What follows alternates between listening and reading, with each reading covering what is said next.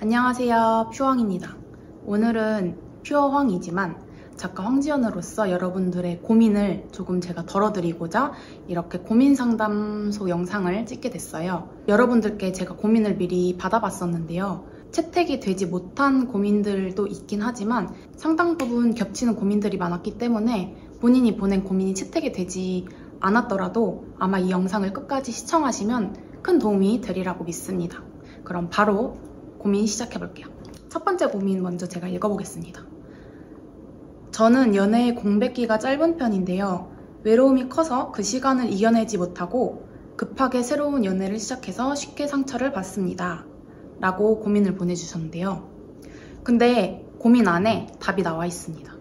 사연자분께서 공백기 안에 있는 외로움을 견디지 못하고 연애를 빨리 시작한다고 말씀을 하셨는데, 혼자일 때 외로움이 커서 공백기가 짧다는 건 나 자신으로서 혼자 있을 때 스스로를 사랑할 줄 모른다는 거예요. 그렇기 때문에 연애를 통해서, 타인을 통해서 사랑받는 느낌을 받아야 되는 거죠. 내가 나를 사랑할 줄 모르니까 연애를 통해서, 타인을 통해 나를 사랑해줄 존재를 찾는 거거든요. 그런데 이렇게 타인을 통해서 사랑을 받는 게 과연 내 마음속에 있는 공허함을 정말로 채울 수 있을까요? 아니요. 오히려 더 큰 상처를 받게 됩니다. 왜냐면 연애라는 건 그 상대방이 나를 사랑해줘야 되는 존재로서 존재를 하는 거잖아요. 근데 나를 사랑해줘야 되는 존재와 불가피한 충돌이나 다툼이 발생했을 때 더 큰 배신감을 느끼게 되는 거죠. 그리고 그 배신감은 더 큰 상처로 돌아오게 됩니다. 그런데 중요한 건 내가 나를 사랑하는 것과 타인이 나를 사랑하는 거는 전혀 다른 사랑의 개념이에요. 내가 나를 사랑하는 것, 뭔지 아시죠? 자존감. 자존감과 남한테 사랑을 받는 것은 다른 겁니다.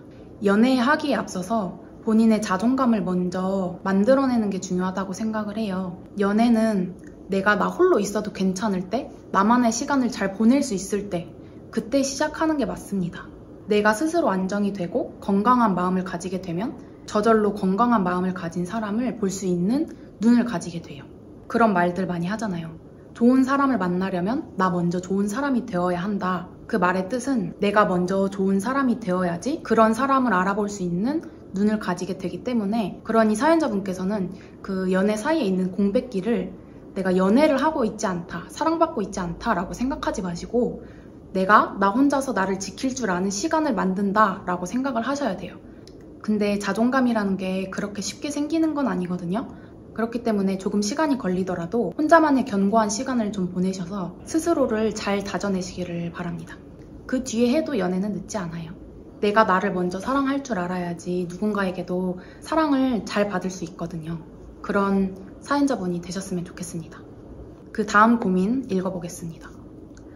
행복해지는 법이라고 고민을 남겨주셨어요. 행복해지는 법. 생각 안 해보신 분 없으시겠죠? 이건 제가 인스타그램 무물로도 정말 많이 받는 질문인데요. 행복해지고 싶다고 생각을 하시는 분들께 되물어보고 싶어요. 행복이 뭔가요? 행복이 뭡니까? 이 고민을 하기에 앞서서 가장 중요한 건 행복이라는 건 정의가 없어요. 행복이 무엇인지부터 정하는 게 이 고민의 답을 빨리 찾는 데 중요한 길입니다. 나만의 행복의 기준을 정해놓지 않으면 행복이 찾아와도 나는 그 행복을 알아볼 수가 없기 때문에 가장 먼저 해야 될 것은 행복의 기준을 정하는 것. 그런데 또 이렇게 행복이 뭐냐 기준을 정하라고 하면 나는 지금보다 더 날씬해지면 행복할 것 같아. 그러니까 살을 몇 킬로 빼야겠다. 아니면 부자가 되면 행복해지겠지? 월 수익 얼마 만들기, 얼마 모으기, 내가 진짜 꼭 사고 싶었던 물건, 가방이나 옷이 있는데 나 이거 가지면 너무 행복할 것 같아. 내가 이번에 행복해지기 위해서는 이 물건을 사는 걸로 해야겠다. 이런 기준을 세우곤 합니다. 들었을 때는 누가 봐도, 누가 들어도 행복해질 것만 같은 그런 기준들이죠. 하지만요, 여러분, 행복은 이뤄내는 게 아니에요. 이렇게 긴 시간과 노력을 들여서 얻는 게 아니거든요. 그냥 있는 그대로를 느끼는 겁니다. 그렇게 노력을 해서 얻는 건 목표 달성에 대한 성취감입니다. 이 성취감과 행복을 잘 구분하셔야 돼요. 성취감? 그거 행복 아닌가? 좋은 거 아닌가? 물론 성취감도 행복이 될 수 있어요. 하지만 이 성취감 자체가 행복이 되면 안 된다는 거죠. 행복하기 위해서 뭔가를 자꾸 이뤄내려고 하다 보면 나중에는 이뤄내지 않으면 행복하지 않게 돼요. 여러분이 목표를 세웠을 때 그거를 달성해내면 행복감을 얻잖아요. 그런데 이뤄낸다는 건 반대로 말하면 이뤄내지 못할 수도 있다는 뜻이 되거든요. 그러면 이뤄내지 못했을 때는 어떤 감정이 따라오게 되냐? 성취감의 반대, 실패, 좌절감, 실망감 등의 감정이 따라오게 돼요. 그러면 여러분들은 행복하지 않으면 불행하구나 라고 인식이 됩니다. 뭔가를 자꾸 이뤄내고 성취감을 느끼지 않으면 실패감을 느끼고 좌절감을 느끼고 불행하게 된다는 말이에요. 그래서 우리는 이제 딜레마에 빠지죠. 뭘 자꾸 성취해내지 않으면 내가 가치가 없는 것 같고 행복을 쫓지 못하는 것 같고 삶이 행복해지지 않는 거예요. 제가 아까 전에 행복은 이뤄내는 게 아니라 있는 그대로를 느끼는 거라고 했죠? 그러면 노력하지 않고 느낄 수 있는 행복은 뭐가 있을까요? 여러분들이 일상에서 조금 더 쉽게 누릴 수 있는 것들을 한번 생각해 보세요. 저 같은 경우는 커피를 참 좋아하거든요. 그래서 커피를 하루에 한 잔씩 마십니다. 가끔 제 친구들을 만나서 수다를 떤다거나 산책할 때마다 꽃이나 나무 보는 걸 좋아해요. 여러분 집 밖에만 나가도 나무 보이잖아요. 꽃 보이잖아요. 이렇게 쉽게 내가 주변에서 발견할 수 있는 것들, 내 눈에 자주 걸리는 것들 중에서 행복을 심어놔야 돼요. 이렇게 작고 사소한 것들로 행복을 느낄 줄 아는 사람이 되어야지 행복이 고갈되지 않아요. 되도록 내가 살아가는 동안에 소멸되지 않을 것들, 내 주변에서 쉽게 찾아볼 수 있는 것들, 그런 행복을 만들면 됩니다. 저는 이렇게 작고 사소한 것들로 행복을 이제 심어놓다 보니까 매일매일 행복한 일들이 생기거든요. 저는 커피만 마셔도 행복하고 꽃만 봐도 행복하고 되게 작은 거에도 행복한 일들이 너무 많아요. 그런데 이런 것들이 절대 작지 않거든요. 여러분들이 행복이 어려운 이유는 행복을 어렵게 만들어서 그래요. 행복을 너무 높은 목표로 설정하지 마시고 그냥 내 주변에 있는 것들로 잔잔하게 깔아두길 바랍니다. 행복을 너무 어렵게 생각하지 않으셨으면 좋겠어요. 그 다음 고민 읽어보겠습니다. 현재 25살인 저는 지금 직장 일보다 하고 싶고 배우고 싶은 게 많아요. 퇴사하고 꿈을 키워보는 게 좋겠죠? 라고 남겨주셨어요. 제가 남의 인생에 퇴사해라, 퇴사하지 말아라 이렇게 말을 할 순 없죠. 제가 책임져 줄 수가 없으니까. 근데 스스로한테는 할 수 있어요. 왜냐면 내가 책임질 거니까. 제가 드리고 싶은 말씀은 본인이 하고 싶은 게 있으면 도전하세요. 여러분들이 뭔가 도전하기에 앞서서 망설이는 가장 큰 이유가 실패할까봐, 불안정해질까봐, 망할까봐 라는 이유 때문이잖아요. 근데요 여러분, 저도 그런 걱정을 참 많이 했었는데 그거는 망할 때 되면 그때 가서 생각하면 됩니다. 아직 난 도전도 안 했는데 벌써 망할 거를 생각한다? 망하고 실패하는 건 없어요. 삶은 새로운 시작의 연속이고 경험들일 뿐이지 실패하거나 망하거나 끝나는 건 없습니다. 아직 다가오지 않은 먼 미래를 앞서서 걱정하고 고민하면 지금 내 현재를 살지 못하게 돼요. 우리에겐 어떤 일이 벌어지든 나아갈 길이 존재한다는 걸 잊지 않으셨으면 좋겠습니다. 여러분들이 막 뛰다가 넘어졌어요. 못 일어날 거라는 생각 안 하시죠? 넘어져서 무릎에 피가 났어요. 그럼 어떻게 하실 거예요? 피를 닦고 일어나겠죠? 만약에 다리가 부러졌어요. 심하게 넘어져서. 그럼 어떻게 하실 거예요? 119에 전화를 하겠죠? 내가 어떻게 넘어지고 어떻게 다치던 간에 그 상황에서 벗어날 방법은 무조건 존재한다는 거예요. 그러니 내가 하고 싶은 일이 있으면 너무 큰 고민과 걱정하지 마시고 도전하세요. 도전하는 걸 어렵게 여기는 이유는 본인이 어렵게 생각을 하기 때문이에요. 내가 정말 두려워하는 일일수록 좀 더 쉽게 생각하고 쉽게 말하고 쉽게 행동했으면 좋겠습니다. 그러면 정말 쉬워지거든요. 그 다음 고민 한번 읽어보겠습니다. 진심으로 하고 싶은 일을 하지 못하고 살았던 게 만성적인 공허함을 느끼며 살게 된 것 같아요. 라고 고민을 남겨주셨어요. 스스로 삶에 대해 공허함을 느끼는 게 정말 그런 이유라고 생각을 하신다면 본인이 생각했던 진심으로 하고 싶었던 일을 하세요. 사연자분께서 뭔가 해볼 수 있는 삶이 끝난 것처럼 말씀을 하시는데 지금도 살고 계시잖아요. 뭐 한 70세 정도의 연세가 되셨으면 체력적으로 뭔가 힘드시겠죠? 하지만 제 인스타를 보고 이렇게 질문을 남겨주셨으니까 그 정도까지의 연세는 아닌 것 같고, 도전이라는 게 꼭 그거를 전문적으로 가라는 말이 아니거든요. 내 여건에 맞춰서 내가 지금 할 수 있는 상황 한도 내에서 소소하게 취미나 작은 배움으로라도 시작을 해볼 수 있는 거잖아요. 진심으로 하고 싶다는 일에 아무런 노력도 안 해보고 공허함을 느낀다고 하는 건 좀 모순적이잖아요. 그렇게 시도를 해보고 그렇게 자꾸 발을 들이다 보면 할 수 있습니다. 그 다음 질문. 항상 비교하게 돼 기분이 다운되는데 나 자신을 사랑하는 방법을 알려주세요. 나 자신을 사랑하는 것, 아까 말했죠? 자존감이라고. 여기도 질문에 정답이 나와 있습니다. 다른 사람과 비교하게 돼 기분이 다운되는데 비교를 하지 않으면 기분이 다운되지 않고 자존감도 낮아지지 않습니다. 비교가 습관이 된 사람들은 타인을 있는 그대로 보기가 어려워요. 이게 무슨 말이냐면 타인이라는 존재 자체가 나의 비교 상대로서 자리를 이미 잡아버려서 누군가를 볼 때마다 습관적으로 자꾸 나랑 비교를 하게 되는 거죠. 누군가를 보고 나는 왜 저러지 못할까? 저 사람은 너무 멋있다. 나는 왜 이럴까? 그런데 이렇게 남들과 비교를 하면서 자꾸 자존감을 낮추는 사람들의 공통점을 보면요. 타인을 볼 때는 장점만 골라봐요. 근데 본인을 바라볼 땐 단점만 골라봐요. 그래서 타인의 장점과 나의 단점을 비교합니다. 듣기만 해도 너무 불공평한 이 비교하는 습관 정말 안 좋습니다. 이거 억지로라도 고쳐야 돼요. 정말 고쳐야 돼요. 근데 어떻게 고치냐? 방법을 제가 알려드리자면 타인에게 무관심해지는 거예요. 무관심이라는 말 썩 좋아 보이진 않죠? 제가 말하는 무관심은 남을 무시해라 이런 뜻이 아니라 내가 그 사람으로서 안 살아봤잖아요? 멀리서 바라봤으면 그 멀리서 바라본 정보만 입력을 하는 거예요. 예를 들어서 내 동창이 엄청 비싼 차를 몰고 다녀요. 그런 상황을 봤을 때 와, 비싼 차 타서 되게 좋겠다. 멋있다. 쟤는 무슨 일을 하길래 저렇게 비싼 차를 탔지? 돈을 많이 버나? 부럽다. 나도 저런 차 타고 싶은데 까지 가게 되는 게 결국 비교잖아요. 그런데 거기까지 가지 말고 비싼 차를 타는구나. 그렇구나. 에서 끝나는 거예요. 또 다른 예를 들어보자면 인스타에서 본 누군가가 엄청 화려하고 예쁜 삶을 살아요. 그러면 그걸 보고 내 삶과 비교하지 말고 이 사람은 엄청 화려하게 사는구나 하고 여기서 끝.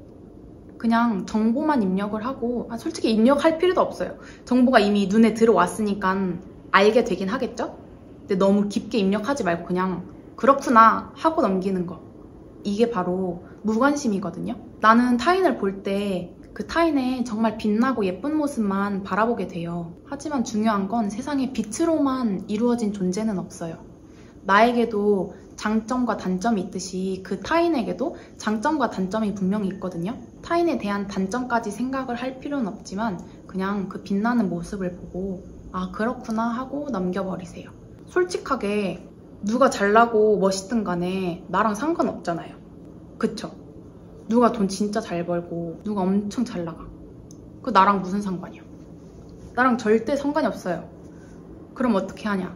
나한테 관심을 가지세요. 다른 사람 장점을 찾아보는 것처럼 내 장점을 찾아보고 내 빛나는 모습을 찾아보고 내가 뭘 좋아하는지 나는 어떤 걸 할 때 즐거워하는지를 자꾸 알아보려고 노력해야 돼요. 관심을 나한테만 두고 살아가 보세요. 그러면 타인의 빛나는 모습을 내가 사랑하는 것처럼 나의 빛나는 모습을 사랑할 줄 알게 될 거예요. 다음 고민을 읽어보겠습니다. 친한 친구가 있는데 그 친구가 한 번씩 무례한 말을 해요. 그럴 때마다 제 성격상 항상 참는 편인데 정말 친한 친구가 자꾸 저한테 무례한 말을 하니까 세상에 믿을 사람 한 명 없는 것 같고 나한테 어떻게 그런 말을 할 수 있지 싶으면서 마음이 너무 안 좋아지는데 이 문제에 대해 친구에게 말을 꺼내자니 친구한테서 돌아올 반응이 안 좋으면 어쩌지 걱정되고 왠지 싸우게 될 것만 같아서 그 싸움이 무서워서 매번 참고 넘어가요. 꼭 싸우지 않더라도 그런 애와 불편한 대화를 나눈다는 상황 자체를 만들고 싶지 않아서 자꾸만 제 감정을 숨기게 돼요. 이런 일이 생길 때마다 너무 힘든데 한번 말을 해봐야 되는 게 맞겠죠? 사실 말을 하면 그 누구보다 바로 고칠 애라는 걸 아는데 그 애 말에 악의가 없다는 걸 알아서 그런지 그냥 그 애와 트러블 생기는 상황 자체가 무서워서 자꾸 제가 피하게 돼요. 어떻게 하면 이 일을 잘 풀어갈 수 있을까요? 플러스 너무 예쁘시고 아름다워요. 시들어버리는 것도 꽃이라고 책도 좋은 글들이 너무 많아서 항상 읽었던 부분도 몇 번씩 더 읽어봐요. 늘 좋은 일 가득하세요. 사랑해요. 라고 남겨주셨어요. 네, 저도 사랑하고요. 제가 여기에 답변을 드리자면 저도 사연자분과 비슷한 성격을 가지고 있는 것 같고 오히려 너무 가까운 친구라면 이런 말들을 꺼내는 게 더 불편해지죠. 저도 성격상 참고 넘어가는 편이긴 한데 사실 그렇게 깊지 않은 관계라면 그렇게 무례한 말을 뱉는 사람들과 마주했을 때 그 다음 기회를 만들지 않으면 되거든요. 그냥 안 보면 되는 거고. 그런데 오래 관계를 유지해왔던 내 친한 친구가 그런다? 그렇다고 그 친구를 끊어낼 수도 없고 나는 이 친구와 계속 오래 유지를 하고 싶은데 그럴 때는 마주하기 너무 불편한 상황이겠지만 그래서 여태까지 피하셨겠지만 그래도 한 번쯤은 꼭 말을 해야 된다고 생각을 합니다. 저도 같은 상황에서 정말 참다가 말을 하게 되는 경우가 있는데 그럴 때는 이렇게 장난으로 넘기듯이 야 기분 나빠 너 말 왜 그렇게 해? 라고 넘기지 않고 정말 진지하게 하지만 기분 나쁘지 않게 전달을 해요. 네가 아까 전에 이렇게 말했던 거 나는 사실 기분이 좀 나빴다. 그런데 그 상황에서 내가 바로 얘기를 하면 좀 분위기가 이상해질까 봐 그래서 지금 이렇게 얘기를 한다 라고 얘기를 해요. 그러면은 두 가지의 반응이 나옵니다. 제가 겪어봤던 두 가지의 반응인데 첫 번째는 아 그랬어? 나 진짜 몰랐어. 그런 뜻으로 말한 거 아니었는데 네 입장에서는 기분 나쁘게 들렸을 수도 있겠다. 미안해 라고 답변이 돌아오는 경우가 있어요. 이럴 경우는 서로 조금 더 조심하게 되고 맞춰가면서 더 깊은 친구 관계를 유지하게 되겠죠? 두 번째의 경우 응? 그게 기분 나빴어? 왜? 나 기분 나쁘라고 말한 거 아니었는데 그러면서 알겠다고는 해요. 알겠어. 근데 그게 왜 기분 나쁘지? 나는 그런 거 아닌데. 그러면서 자꾸 자기 방어를 해요. 이런 친구들은 미안하다는 말을 할 줄 모르는 사람이거든요. 자존감이 낮아서 그렇거나 미안하다는 사과를 안 해보고 살았거나 아무튼 둘 다 좋은 건 아니죠. 그런데 이제 이렇게 두 가지의 경우로 갈렸을 때 두 번째 친구 끊어내셔야 됩니다. 사람이 서로 다르기 때문에 이해하지 못하는 경우들이 많이 생길 수 있어요. 하지만 누군가 이렇게 불편함을 얘기를 했을 때 아 그렇구나 그럴 수 있겠구나 하고 공감을 하고 맞춰가야지 관계가 유지되는 건데 마지못해서 알겠어 이렇게 대답을 하는 경우는 그 다음에 또 그럴 확률이 120% 그냥 그 상황만 넘기는 것 뿐이지 진지하게 본인을 되돌아볼 태도가 안 되어 있는 사람이거든요. 그런 경우에는 아무리 친하고 가까웠어도 곁에 두지 않는 게 맞아요. 무례한 사람이랑 오래오래 친구하느니 차라리 혼자인 게 낫다고 보거든요. 저도 여태까지 정말 많은 친구들을 만나보고 사귀어보고 했지만 결국 지금 제 곁에 남은 친구들은 무례한 말을 모르고라도 뱉지 않는 친구들이에요. 결국에는 그런 나와 결이 맞는 사람들만 주변에 남게 되어 있답니다. 친구분과 잘 해결하시길 바랄게요. 다음 질문. 자신에 대한 확신이 들지 않아요. 내 인생, 나 자신, 하는 일 등에 대해 공허함을 느껴요. 제가 확신에 대해서 썼던 글이 있는데 이 질문을 보자마자 생각이 났거든요. 그 내용을 조금 인용해서 대답을 드리자면 우리 흔히들 삶은 선택의 연속이다 라고들 하잖아요. 우리의 삶이 항상 결정을 내려야 하는 선택들, 결정들의 순간으로 이루어졌다고 했을 때 그 여러 갈래의 길에서 확신의 깃발이 꽂혀져 있는 길을 찾으시겠지만 중요한 건 처음부터 확신이 있는 길은 없습니다. 내가 나아갈 길을 선택을 하고 나아가기 전에 그 길에다가 확신이라는 깃발을 내가 꽂고 나아가는 거예요. 그렇게 내가 나아갈 삶과 길에 확신을 자꾸 심어줘야 되는데 공허함을 자꾸 심어놓으면 그 길이 믿어지겠어요? 스스로? 확신이라는 단어의 뜻이 굳게 믿음이거든요. 그러니까 내가 선택한 삶, 그 삶에 계속 확신을 심어주세요. 그러면 점점점 확신이 생깁니다. 자꾸 내 삶과 내 선택을 의심하지 마시고 나의 결정을 굳게 믿고 지지해주세요. 확신만 하세요. 그 다음 고민 읽어보겠습니다. 잘 쉬는 법 알려주세요. 잘 쉬는 법. 쉬면 쉬는 거지 잘 쉬는 건 또 뭐랍니까? 우리는 너무 뭐든 잘해야 된다고 생각을 하는 것 같아요. 그래서 저는 조금 편하게 쉽게 생각을 했으면 좋겠어요. 사실 잠을 자지 않는 이상 쉴 수가 없거든요. 눈이 떠져 있고 계속 생각을 하게 되고 계속 몸에서 에너지를 쓰기 때문에 제대로 쉬는 거는 숙면이에요. 그러니까 본인이 가진 에너지를 효율적으로 배분하는 게 중요한데 그냥 쉰다고 생각해보세요. 이것도 이제 사람 성향마다 다르기 때문에 저 같은 경우를 빗대어서 말씀을 드리자면 저 같은 경우에는 혼자 쉴 때 에너지가 보존이 되거든요. 저와 반대인 경우 사람들을 만나고 즐겁게 놀았을 때 에너지가 더 키워지는 경우가 있죠.